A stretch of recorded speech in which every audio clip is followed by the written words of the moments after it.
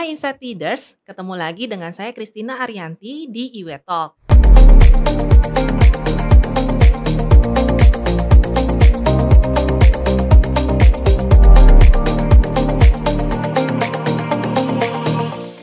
Hari ini kita akan berbincang dengan Bapak Franciscus Kaurani, Chief Architect Officer dari Bank Sentral Asia. Sebagai seorang IT at heart, kita akan mengulik lebih jauh tentang perjalanan karir beliau. Kemudian kita juga akan ngobrol tentang prinsip-prinsip leadership yang beliau pegang, khususnya terkait dengan agile mindset. Kita juga akan mengulik lebih jauh mengenai pendapat beliau, bagaimana teknologi bisa menjadi tools bagi para leader untuk develop people, deliver impact, juga performance. Simak sampai habis ya.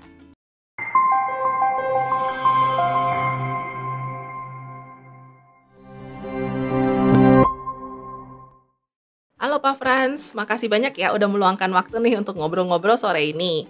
Nah, Insight Leaders kita kenalan dulu ya sama Pak Frans.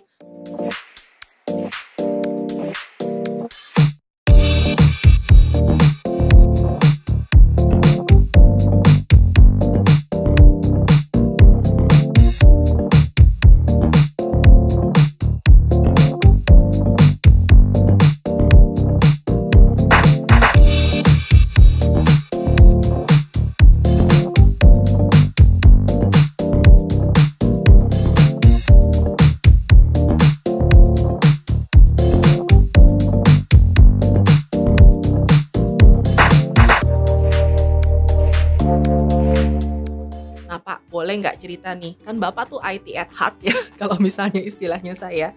Mungkin bisa cerita dulu dari perjalanan awal karir Pak. Milih IT, kemudian awal karirnya seperti apa?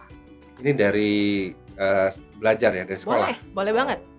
Sebetulnya mungkin influencing pertamanya dari almarhum kakak saya malah. Oke. Jadi waktu dia, kebetulan beda umurnya agak jauh, Ya. jadi beda 7 tahun lah gitu. Jadi dia Mhm. sudah mulai kerja, saya baru, mau kuliah.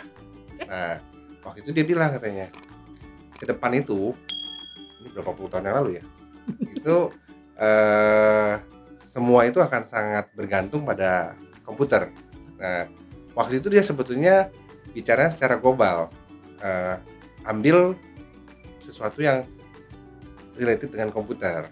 Oke. Nah, dalam bayangan dia ternyata misalnya accounting dengan komputer, jangan accounting dengan kertas lagi, gitu Oh, kan. semacam kayak computerized accounting dulu ya Pak Betul, jurusannya ya? betul. Oke. Jadi suatu basic, ilmu yang sudah dikomputerisasi, gitu.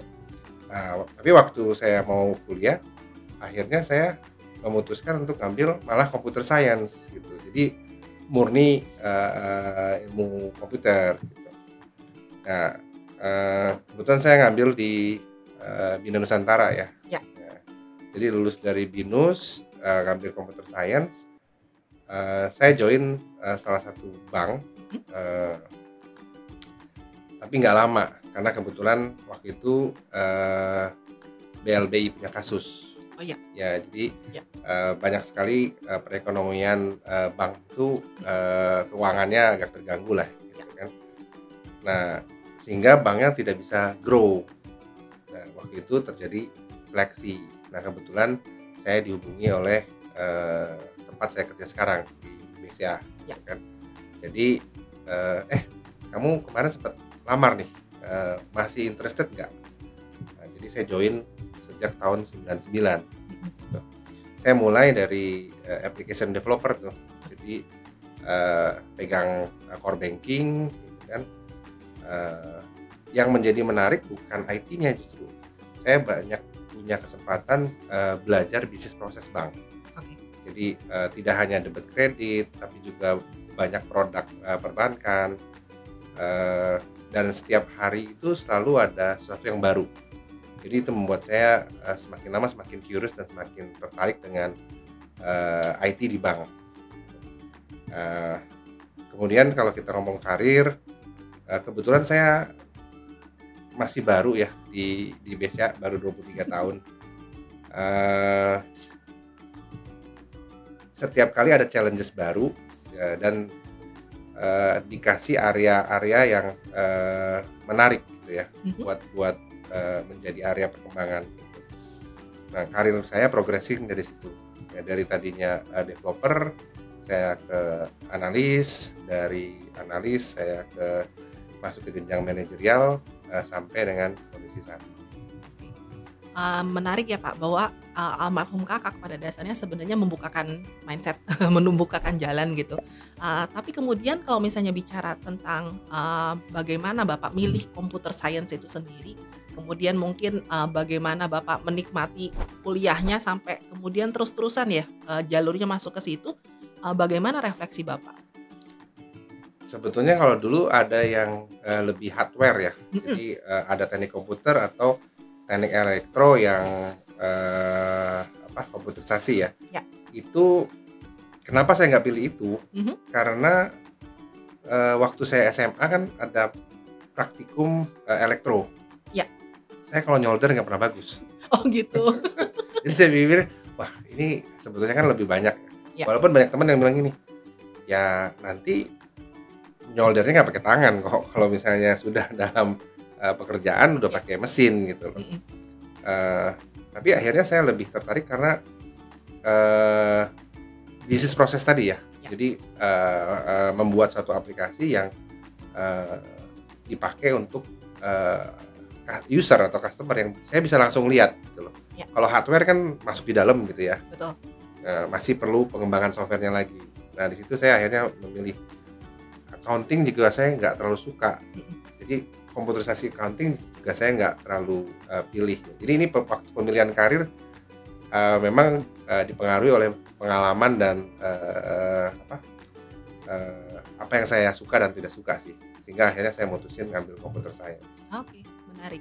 Dan kemudian bebannya juga lumayan ya Pak, karena kan kalau misalnya terlibat di operasional bank, itu berarti kalau sampai ada sesuatu yang terjadi, itu dampaknya lumayan besar ya? Lumayan, kalau kita IT di bank gitu ya, walaupun, nggak lihat fisik uang, Ya, tapi, kebetulan karena saya pegang core banking ya, apa yang kita kerjakan tuh, indirectly mempengaruhi, finansial dari customer kita gitu kan. betul. Jadi kalau, kita bikin aplikasi, terus aplikasinya nggak bisa diakses, nasabah kita jadi nggak bisa transaksi. Ya lumayan sih, pressure-nya ya. Pressure-nya berat, betul. Nah, kalau misalnya bicara nih Pak, kalau misalnya apa saja sih yang membentuk Bapak sebagai seorang leader? Jadi tadi Bapak menceritakan tentang perjalanan karir, dan kayaknya tiap leader pada dasarnya punya personal principles, kemudian juga Bapak ada di dalam sebuah organisasi yang value-nya juga kuat nih. Bagaimana, personal principles Bapak ini berintegrasi dengan, culture dari BCA sendiri dan menjadi, Pak Frans yang saat ini sebagai seorang leader? Hmm. Memang dipengaruhi oleh banyak, leader leader yang saya, dulu waktu join dan mengembangkan saya ya. Ya, Jadi kebetulan mungkin saya beruntung ya, jadi saya mendapatkan leader yang membimbing ya, eee, dan lumayan lama ya. mhm, Jadi kalau beberapa, teman yang lain itu berganti leader, saya oke, cukup panjang tuh. Jadi kebetulan, eee eee, ini mungkin, eee, saya juga ngucapin terima kasih ya namanya, Pak Vincent Chandra gitu. Dari saya join mungkin tahun 99 saya tidak report ke dia lagi 2017. Jadi lumayan lama. Jadi, betul, sampai titik saya akhirnya, tidak report ke dia gitu. Tapi ya termasuk, membentuk mindset ya, kayak, coba dulu gitu kan, jangan terlalu banyak fokus di technical, perhatikan juga tim, bagaimana kita berinteraksi dengan orang itu penting, membangun relationship ya, tidak hanya ke dalam tapi juga ke luar organisasi. Itu cukup banyak sih di-influence oleh, leader-leadernya ya. Ini, belum lagi, teman-teman, yang lain juga mempengaruhi dari sisi leadership ya. ya, Kita punya senior leader di BCA juga, sangat menekankan bagaimana, seorang leader itu sebaiknya, memberikan contoh gitu kan, servant leadership gitu. Itu bahkan dari, presidennya juga sudah memberikan pesan yang sama gitu. ya, Seorang leader itu bukan berarti bossy, tapi care dengan, timnya, bukan mau-maunya beres, tapi juga memperhatikan kebutuhan, Kalau memang ada yang bisa dibantu sehingga membuat pekerjaannya lebih baik atau lebih cepat, sebagai seorang leader ya perlu melakukan itu. Oke. Hampir 2/3 dari karir Bapak sebenarnya bersama Pak Vincent ya? Betul betul. Dan mungkin, ini juga salah satu yang menarik bahwa Bapak bertumbuh bersama nih karirnya. Karena kan beliau selalu jadi atasan kan berarti kan, dan berarti Bapak bertumbuh bersama beliau. Dan mungkin nggak terlalu banyak orang ya yang beruntung juga seperti Bapak bahwa di awal karir itu exposure-nya malah ke soft skill ya, Pak? Betul Karena waktu betul. itu kan Bapak masih fokus kepada technical area kan sebenarnya di IT, tapi, brainwash-nya lebih ke Ya, arah, menjadi seorang leader itu kira-kira seperti betul. apa gitu ya.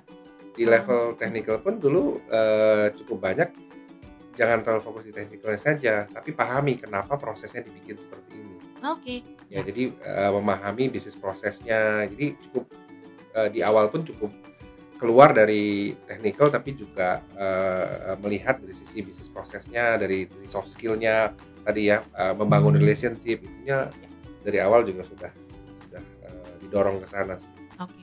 Soalnya biasanya, IT itu kan relatively fokus kepada teknikal ya, Pak, ya. Dan justru, dari pengalaman Bapak, kalau misalnya kita bicara hanya tentang technical, getting things done, itu justru nggak benar-benar akan beresin masalah ya kadang-kadang.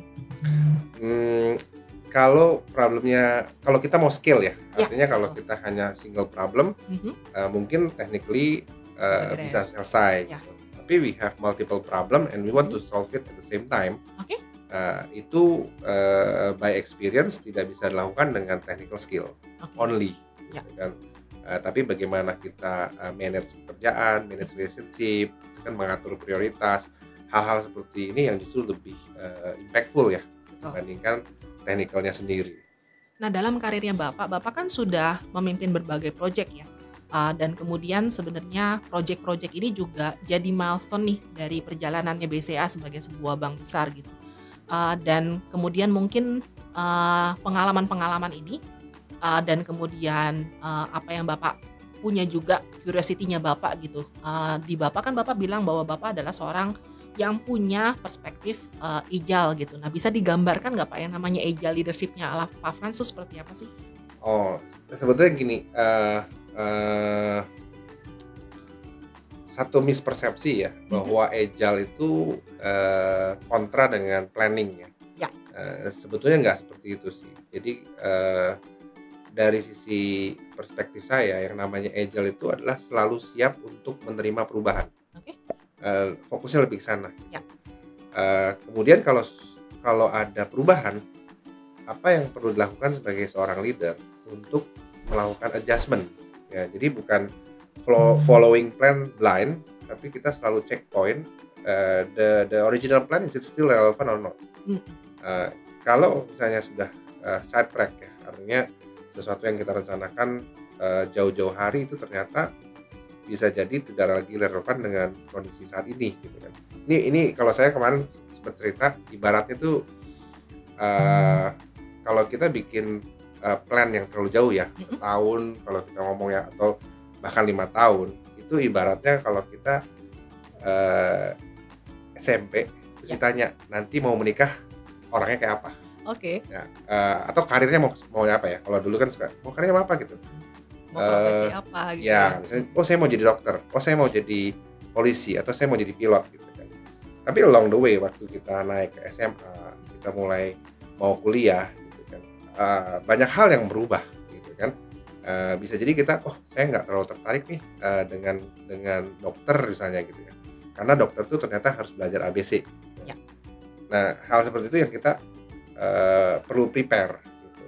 Nah, banyak sekali orang yang, ujung-ujungnya, following plan tapi blindly, yang artinya, ya ini kan saya udah rencanain jauh-jauh hari ya, pokoknya nih harus jalannya seperti ini. Nah, itu yang menjadi challenge. Jadi agile leadership ya harus selalu siap dengan menerima perubahan dan mhm, melakukan adjustment terhadap plan yang sudah dilakukan secara lebih frekuensi. Justru kita, frequent checkpoint terhadap apa yang kita sudah plan, mhm. is it still relevant, kalau enggak kita bisa melakukan adjustment terhadap plan yang kita sudah, punya.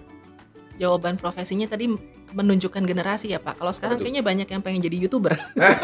Betul betul. Kalau zaman dulu Ya, selalu jawabannya dokter kayaknya. betul betul ya. Anak saya juga ngomongin, "Mau apa jadi YouTuber?" Mau bikin kontennya apa belum tahu loh. Nah, Pak Frans nih, kalau bicara contoh, Pak, ada punya contoh, cerita nggak, Pak, pengalaman Bapak nih kalau bicara tentang agile leadership, kira-kira, contohnya seperti apa sih di dalam projeknya Bapak? Mmm, Kalau agile leadership sih lebih banyak mungkin, kita lihat ya, ada beberapa, pengembangan, fitur atau aplikasi, Ya, yang tadinya kita pikir 6 bulan lagi atau 1 tahun lagi itu, akan memberikan suatu competitive advantage gitu kan. Eee, tapi yang namanya teknologi berubah, regulasi berubah gitu kan, peta kompetisi juga berubah. ya, Jadi kalau kita lihat, contohnya seperti sekarang, bank tidak lagi competing dengan just only bank gitu, we also compete with others ya. Karena, contoh yang sekarang bergerak di logistik ternyata masuk ke area yang selama ini dipegang oleh bank ya, ya, kayak contohnya, payment, ya, ya, terus mungkin ada beberapa masuk ke e-money gitu kan ya, at the end, semua masuk ke area sana gitu kan. Nah, yang menjadi, key diferensiatornya itu apa? Ya itu yang selalu kita perlu tanyakan gitu ya. Eee, Kalau kita ngomong project IT ya yang cukup cukup, mungkin saya take pride juga ya, itu, virtual account-nya BCA ya. Itu adjustment-nya cukup banyak ya, karena, kita belajar dari berbagai, pengalaman kita sebelumnya, dan kita juga ngelihat kebutuhan market, ya. Jadi, eee, selama ini kalau kita ngomong payment atau purchases itu spesifik ya. Jadi kalau misalnya utility payment ya, air, listrik gitu kan, itu modalnya A, gitu. Terus kemudian, kewajiban ya seperti mungkin, kartu kredit, kemudian insurance dan lain-lain modelnya seperti ini. Jadi waktu itu kita berpikir bagaimana punya single platform yang bersifat universal, fleksibel dan bisa digunakan to any payment gitu. Nah, di situ kita banyak sekali melakukan adjustment terhadap, desainnya virtual account itu. Jadi dan kita lakukan bertahap ya, artinya tidak, project, 2 tahun atau apa gitu. Nah, di mana kita menyadari, oh ternyata, partner kita ya, jadi partner kita itu ya yang punya perusahaan, utility payment-nya atau apa, itu punya kebutuhan, charging fee yang berbeda. Ada yang mungkin persentase dari,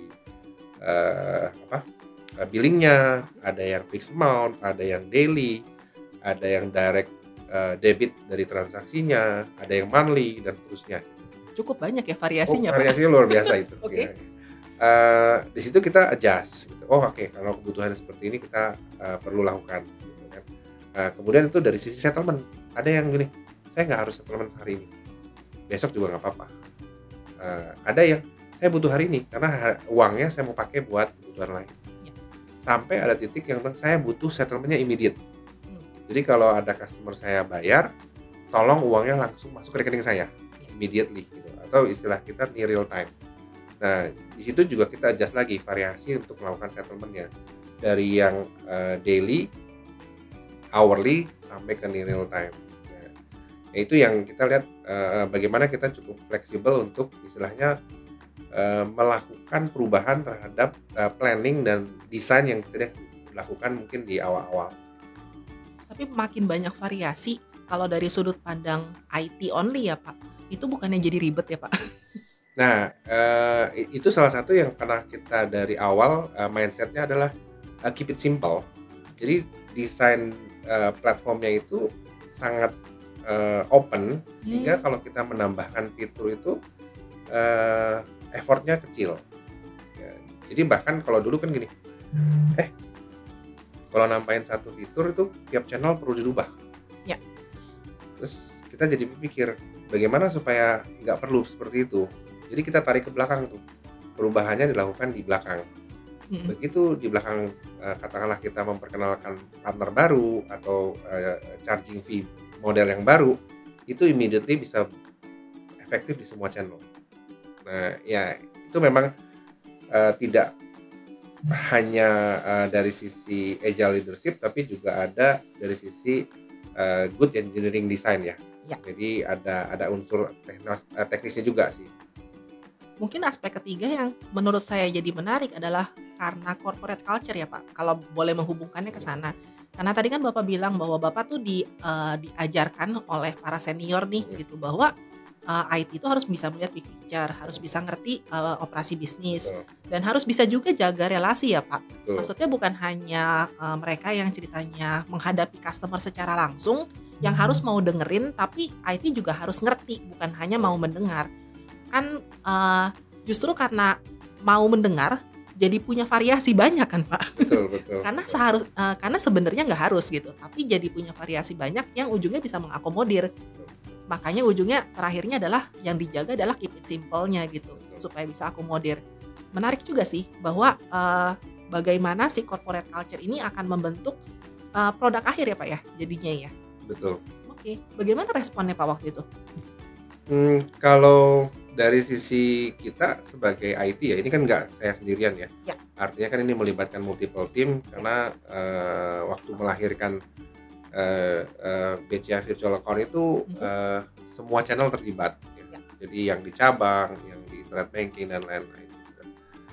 Eee, as of IT kita sih take pride sekali ya, untuk mhm, artinya, waktu kita ngedesain dan ngedevelop, sistemnya, ya, platformnya sehingga itu, fleksibel dan mudah dipakai. Yang bahkan cukup banyak use case-nya yang kita tadinya nggak menyangka bisa dipakai. oke, Jadi contohnya kita kan ada kalau, KPR ya. ya, Nah, KPR itu ada proses untuk, estimasi dari, jaminannya itu nilainya berapa, appraisal, ya, gitu. Ternyata dipakai untuk itu juga bisa. oke, Jadi untuk, pembayaran appraisal itu menggunakan platformnya juga virtual account, gitu. Jadi tadi kita, "Oh ternyata, bisa juga dipakai buat ini ya, kita mau bikin payment yang lebih simpel ternyata bisa juga ya," gitu. oke, Ya ya, terus, sampai ada yang memanfaatkan kita punya, partner kita jadi agregator. Jadi dia punya VA BCA tapi dia mesap VA-nya gitu ke, perusahaan anak dia oke. gitu. Nah itu yang satu yang kita lihat, oh banyak sekali yang ternyata, tidak terpikirkan di awal ternyata secara, bisnis dan operasional itu bisa dimanfaatkan secara lebih luas. Justru karena, keep it simple-nya maka, si customer juga kayak semacam co-create sih, Pak. Betul betul jadi Mereka tahu kemungkinannya betul kemana, mereka coba gitu ya, betul. dan ternyata berhasil.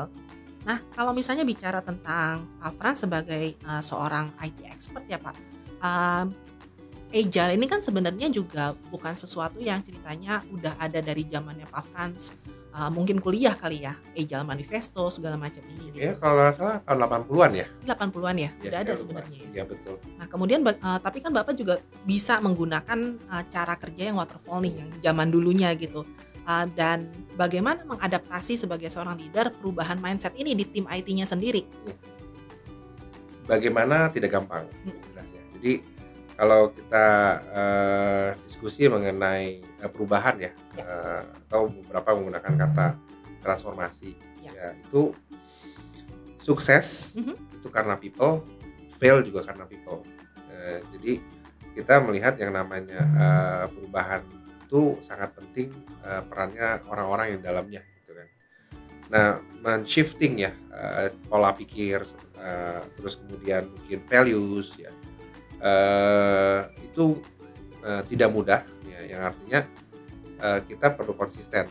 Jadi as a leader, kita perlu, lead by example gitu. Waktu kita bilang, "Hey agile," kita sendiri nunjukin, eee eee, behavior yang sama nggak, gitu. Nah, kalau nggak sama kan pasti dari tim, "Ini nggak konsisten nih," gitu kan. Itu akan menimbulkan, resistensi juga, gitu. Nah, setelah konsisten, persistence. Ya, karena apa? Ini long journey ya, eee jadi mungkin kalau kita ngomong, BCA itu on board dari Agile, Journey itu sekitar kurang lebih tahun 2014 ya. Jadi, waktu itu Pak Arman datang gitu ya, "Eh, kita tuh harus agile loh, kita harus gini gini," gitu kan. Nah itu salah satu titik di mana kita, oke, kelihatannya kalau kita nggak shifting nih ke cara kerja ya, ya, dan cara berpikir menjadi agile, eee, kita menjadi tidak relevan. Kita ini artinya dalam hal perusahaan ya, Ya. karena di luar sana semua bergerak dengan lebih cepat, lebih inovatif gitu kan. Artinya kita juga perlu merespon dengan lebih baik gitu. Nah, itu yang menjadi drive kenapa kita masuk ke journey-nya agile itu. Tadi kan konsisten, persisten. Ini kan journey-nya Bapak ya sebagai seseorang yang ceritanya membentuk tim, mindset-nya tim. Nah, kalau pengalamannya Bapak pada dasarnya mungkin ada beberapa modal dasar nggak sih yang memang udah kuat dan sudah ada di situ yang membantu Bapak sendiri lebih mudah perjalanannya, Pak? Yang jelas dukungan manajemen penting ya. Mhm. Jadi kalau kita ngomong perubahan, pasti lebih mudah top down. Ya. Ya, bukan berarti bahwa bottom up tidak mungkin, ya, bukan berarti mustahil lah gitu. Ya. Tapi akan sangat Effortnya challenging lebih lah. Ya, akan sangat challenging lah. Istilahnya ya small fish trying to swim against the current gitu kan. Nah, itu akan lebih berat lah. Gitu. Ya kebetulan mungkin BCA beruntung ya punya leader-leader seperti Pak Yahya, Pak Arman, Bu Liana gitu yang semua mendukung perubahan ini gitu. Jadi tim ya difasilitasi dengan baik lah. Pak kita mau coba ini, silakan. Bu kita mau ini, silakan. Gitu. Jadi banyak sekali hal-hal yang peran dari seorang leader tuh kalau enggak nanti timnya akan desperate kan. Ya. Saya nyoba ini diomelin, saya nyoba ini nggak boleh. Akhirnya ya sudah deh saya nggak berubah. Gitu kan. Nah itu sesuatu yang kita lihat sangat beruntung ya kita punya supportive leader di mana kita didukung untuk melakukan perubahan-perubahan itu. Oke. Nah, kalau misalnya bicara nih tentang perannya Bapak kan Chief Architect Officer ya, kalau bisa bicara tentang infrastruktur IT. Bisa dikasih gambaran nggak sih Pak sebenarnya pekerjaannya tuh kayak apa Ya. sih? Ya. Kalau karir saya di awal tadi ya sampai 2020 berarti ya.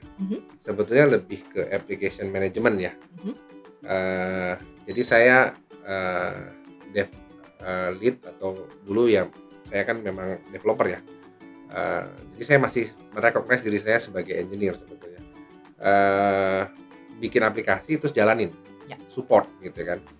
Nah kalau di arsitektur agak shifting, jadi mencoba melihat ke masa depan. Nah, apa sih yang dibutuhkan ya kalau kita moving forward nih, gitu. Kira-kira 5 tahun lagi itu membuat kita still relevan tuh apa? 10 tahun lagi itu apa? Ini ya saya bilang pressure-nya jadi beda ya. Kalau di aplikasi itu maunya cepat, kualitas bagus gitu kan. Pressure-nya di sana, gitu. Kerjanya banyak pasti. Gitu kan. Kalau di arsitektur ini pressure-nya beda. Jadi kalau saya suka bilang ini kayak looking at a crystal ball ya, gitu kan. Contoh gitu ya. API itu akan seperti apa ke depannya. Nah, mencoba melakukan prediksi atau forecasting gitu kan. Terus relevansinya dengan BCA seperti apa. Nah, itu salah satu yang kita lakukan. Jadi kita mencoba proaktif melihat arsitektur, cara kerja ataupun teknologi yang akan membuat BCA still relevan ke depannya 5 tahun, 10 tahun lagi. Gitu. Kemudian ada peran GRC. Ya kan ini yang namanya aplikasi kan BCA ada punya sekitar 450 aplikasi ya. Semua ada di Google Play. Enggak, beda-beda. Beda-beda, oke. Ada yang aplikasi internal juga misalnya kayak buat HRD. Ya. Nah, ini kan yang aplikasinya ada banyak, timnya yang develop ada banyak, mereka bisa jadi punya style yang berbeda-beda. Betul. Nah, jadi kalau bagaimana kita bisa mengatur nih, ya, jadi tidak chaos gitu kan. Nah, dari tim arsitektur mencoba membuat standarisasi, ya, kayak ini teknologi yang akan sebaiknya dipakai karena kita sudah melakukan assessment ya. Jadi jangan sampai dia pakai satu teknologi yang 3 bulan kemudian sudah end of support, ya. Atau 3 bulan lagi vendornya gulung tikar. Ya. Ya, itu yang kita coba jaga. Gitu. Jadi dari sisi governance, risk and compliance ya. Jadi kayak melakukan changes ya, perubahan. Bagaimana kita mitigate jangan sampai pada saat implementasi di production baru justru problem gitu. Nah, Itu hal-hal yang sekarang lebih banyak dilakukan sih. Terus yang ketiga, menjaga dan membantu memberikan feedback ke tim yang lain ya, kan ada tim infrastruktur, ada tim aplikasi gitu ya, kinerja dari masing-masing timnya mereka. Jadi kayak kita bilang, ini timnya melakukan provisioning sekian lama loh, kemudian jumlah problem yang terjadi seperti ini loh, penyebab atau contributing faktor dari problemnya ini loh. Ini semua faktor yang kita coba berikan feedback, karena kan mereka kan di lapangan ya, kadang-kadang nggak bisa punya visibility, am I doing right or not gitu kan.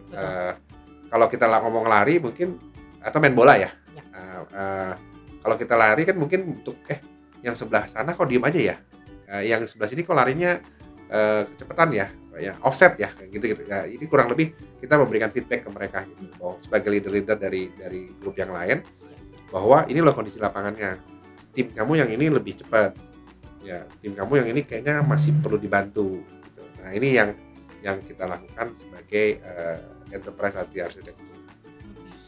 Kalau bicara tentang peranan Bapak ini, kira-kira mungkin bisa dibilang kayak kompetensi atau capability apa yang Bapak pelajari di sini? Yang di role sekarang? Iya, betul. Kompetensi ya sekarang lebih ke tata kelola ya. Jadi kalau sebuah IT organization, kalau kita mau lebih rapi, lebih terstruktur gitu kan,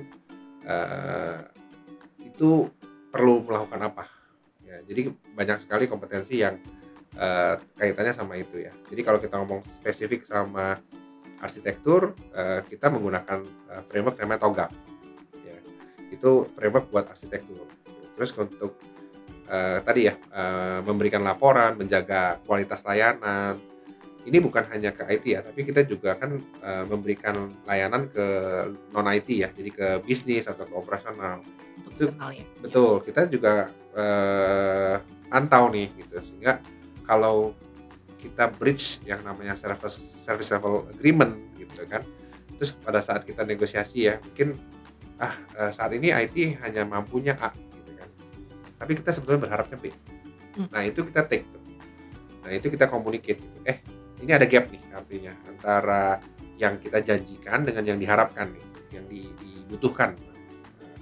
Nah bagaimana kita kerjasama supaya gap ini semakin lama semakin baik ya. Jadi secara overall terkait proses itu sangat kuat ya, IT proses yang dibutuhkan untuk menjalankan peran ini sih. Oke, berarti fasilitasinya juga berperan ya Pak? Maksudnya kan ujungnya menjembatani. Betul. Salah satu peran pentingnya ya. Nah karena tadi Bapak udah ngomongin tentang forecast Pak, kalau bicara tentang expertise Bapak di IT ya, bagaimana Bapak melihat Bapak sebagai seseorang yang ujungnya kan Bapak bilang Bapak engineer, IT at heart kalau bahasanya saya. Bagaimana Bapak melihat ke depannya nih Pak sebagai seorang IT, kalau kita bicara tentang peranan IT untuk perbankan Indonesia, sesuatu yang lebih besar? Kalau lihat dari tren ya, itu Ya. bahkan kan tahun 99 ya, waktu kakak saya almarhum bilang ke depan itu akan sangat bergantung dengan komputerisasi gitu kan. Ya. Which is 20 tahun kemudian true and still relevant gitu. Justru saya ngeliat akan semakin besar perannya ya. Nah yang tadi ya, kebetulan saya beruntung didorong untuk lebih paham bisnis proses dan lain-lain ya. Tren yang sekarang ini ya, mungkin 5 tahun terakhir, mereka ada bilang terminologinya shift left and shift right. Ya, shift left itu adalah teman-teman bisnis coba pahami dunia IT itu seperti apa. Nah, vice versa, teman-teman IT coba pahami dunia bisnis itu seperti apa. Jadi peran teknologi dalam hal ini makin lama akan makin penting sih gitu. Itu yang saya lihat sih ya. Jadi walaupun kita nanti ke bisnis atau ke accounting atau ke marketing gitu, kelihatannya yang namanya teknologi savvy itu menjadi sesuatu yang sifatnya mandatori, ada di semua bidang. Nah kalau misalnya bicara bahwa IT akan semakin penting teknologi akan semakin penting, ujungnya kan dia tetap sebuah tools ya Pak. betul. Tools-nya para leader nih, dan kalau misalnya bicara prinsipnya Pak Frans bahwa orang itu penting karena orang yang mendrive proses, kira-kira bagaimana para leader ini bisa memanfaatkan teknologi Hmm. sebagai sebuah tools yang ujungnya bisa drive organisasi, drive people, drive performance. Ya, kalau tadi balik ke transformasi ya, Ya. eh, ki- nggak hanya kita lah, ini sangat common. Mereka akan bicara 3 aspek ya, people, proses, teknologi. Tadi Bu Yani juga udah bilang ya, truly I believe dari 3 aspek ini yang paling penting justru people. Mhm. Ya, kalau di beberapa kesempatan saya sempat sharing, karena saya selalu bilang bahwa the right people will define the right process and choose the right technology. Gitu. Jadi kita tetap melihat bahwa kita invest dengan orang-orang nih, leadership, terus kemudian mindset ya, open mind, growth mindset gitu ya. Itu akan sangat penting ya. Kalau kita ngomong proses, at the end itu bagaimana kita bisa mengefisiensi proses yang tadinya 10 step jadi 5 mungkin jadi 3 gitu kan. Untuk bisa mengefisiensikan butuh tools, which is butuh teknologi. Ya, jadi itu yang kita lihat nih prosesnya. Orang-orangnya dengan mindset yang benar, dengan cara kerja yang benar, kemudian mendefinisikan prosesnya. Karena gini, ini ngutip, saya nggak ingat persis, tapi yang ngomong ini Bill Gates ya. Jadi dia bilang ini, mengotomasi suatu proses yang tidak efisien akan meningkatkan ketidakefisiensinya, Ya. gitu. Terus kemudian mengotomasi suatu proses yang efisien juga akan mengeksponensialkan efisiensinya. Jadi yang perlu hati-hati adalah yang namanya efisiensi proses, digitalisasi. Are we doing the right process when we digitize it? Gitu kan. Yang artinya jangan, sekarang kita proses manualnya A, B, C, D, E semuanya dibikin digital. Belum tentu itu akan jadi lebih efisien. Gitu. Tapi kita perlu revisit prosesnya, ada nggak yang bisa kita efisiensikan sebelum kita digitalkan. Nah, itu yang kita lihat ya. Nah, kalau buat Pak Frans sendiri ada nggak sih sebuah quote atau sebuah kayak semacam prinsip panduan yang memang buat Bapak itu kayak semacam memandu Bapak ya? Dalam perjalanan karir mungkin atau dalam bagaimana Bapak bekerja? Ya, mungkin ini kalau ditanya begitu agak jadi mikir-mikir ya. Tapi salah satunya tadi ya, saya truly believe bahwa dari PPT itu people, process, teknologi, people adalah yang aspek paling penting lah ya. Jadi selalu bilang seperti itu. Banyak lah, jadi kayak misalnya pada saat kita create suatu solusi, apakah solusi itu dibutuhkan ya. Jadi kalau kita ngomong inovasi ya, inovasi itu idealnya adalah membantu kualitas hidup ya, help to improve quality of life gitu. Ya kadang-kadang banyak yang istilahnya orang create satu solusi itu just for the sake of creating new things gitu kan. Tapi is it really solving the real problem? Itu yang sesuatu yang kita lihat perlu dipikirkan sih. Terus kalau kita ngomong ini engagement dengan product owner ya. Bagaimana seorang product owner itu care dengan produknya gitu kan. Jadi saya suka bilang begini, product owner itu bangun tidur sambil sarapan udah mikirin produknya mau diapain gitu kan. Makan siang gitu kan, mau tidur lagi, mimpinya pun bahkan masih mimpiin produknya gitu. Ini kalau mau lebih bagus lagi gimana ya gitu. Nah kalau itu sudah jadi at heart gitu kan, tentu akan lebih baik dalam waktu mendrive projectnya gitu kan. Saya mau produknya seperti ini, saya mau ini. Kenapa?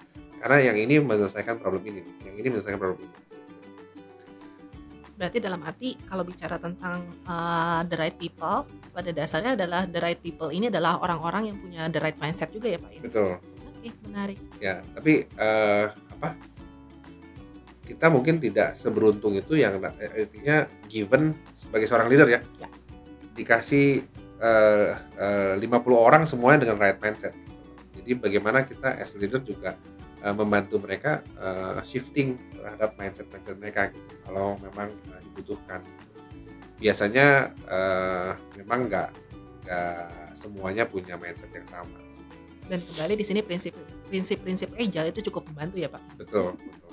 Oke, makasih banyak ya Pak Frans untuk ngobrol-ngobrolnya. Thank you, Bu Yanti. Terima kasih ya Insight Leaders sudah menyimak IW Talk kali ini dengan Bapak Fransiskus Kaurani. Jangan lupa ya untuk subscribe channel Insight Web Academy dan nantikan video-video lainnya dengan para top leaders dan insight baru menarik yang lainnya. Sampai bertemu di video selanjutnya.